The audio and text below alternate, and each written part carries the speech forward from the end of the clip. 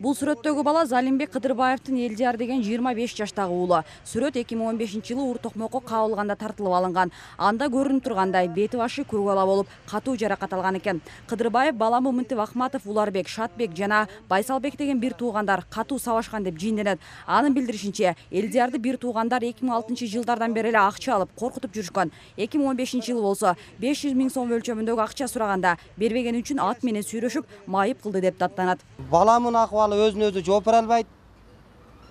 Мындайча писик, мээсинде кан уйган деген азыр неме турат. Азыр ушул күндө ошол дарылар писик больницада көрүнүп неме болуп турат. Балам 3-1 туугандан жабыр тартты деген Кыдырбаев Өзгөн райондук сотуна арыз жазган. Кылмыш иши козголуп, адвокаты окуянын чоо жайын иликтеп чыкты. Анын негизинде 25 жаштагы Элдиярга оор жаракат келтирилди деген тыянак чыккан экен. Бул боюнча соттук медициналык экспертизанын дагы корутундусу бар дейт актоочу Нургүл Имарова. Себеп дегенде бала оор акыбалда жатат да. Аны буйтайганга мен оюмча албайт, эч ким кудурети жетпейт. Андай кылыш үчүн врачтар андай жолго бара албайт. Ачык эле айтканда. Коркутууда айыпталган бир туугандардын ичинен Байсалбек Ахматов менен гана байланыш алдык. Ал Залимбек Кыдырбаевдин бүтүндөй каралоолорун четке какты. Тескерисинче, Кыдырбаев бир туугандар уурулук менен алектенишет делген жалган сөздөрдү таратып, айыл боюнча жаман көрсөтүүгө аракет кылып жүргөнүн айтат. Мындан улам бул кептардын чын төгүнүн далилдөөгө чакырганда кайра бизди коркута баштады дейт Ахматов. Онун айылы бөлөк жакта бизден кыйла, биздин айылга караган менен кыйла узакта жалгыз жашашат. Ошол жерден келип алып туруп баласы.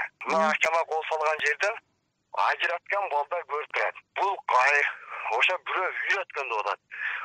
2015-жылы катталган чыр боюнча Өзгөн райондук соту Уларбек Ахматовду 2 жылга эркинен ажыратуу чечимин чыгарган. Бирок буга анын жакындары нааразы болушуп, Ош облустук сотко арыз жолдошкон. Жыйынтыгында жагдайы кайрадан териштириле баштады. Ошол себептен бүгүнкү күндө республикалык денсаулык психиатрикалык денсаулык борборунда комиссиялык соттук медициналык соттук психиатрикалык экспертиза дайындалган. Эми республикалык экспертиза борборунан кылмыш иши боюнча корутунду чыкканда гана облустук сот отурум уюштурат. Белгилей кетсек, негизинен жарандарды Ур Токмокко алып, кыйнагандар мыйзам боюнча 6 жылдан 10 жылга чейин эркинен ажыратылат. Нуржамал Баргыбаева, Бактияр Асылбек уулу, Ынтымак.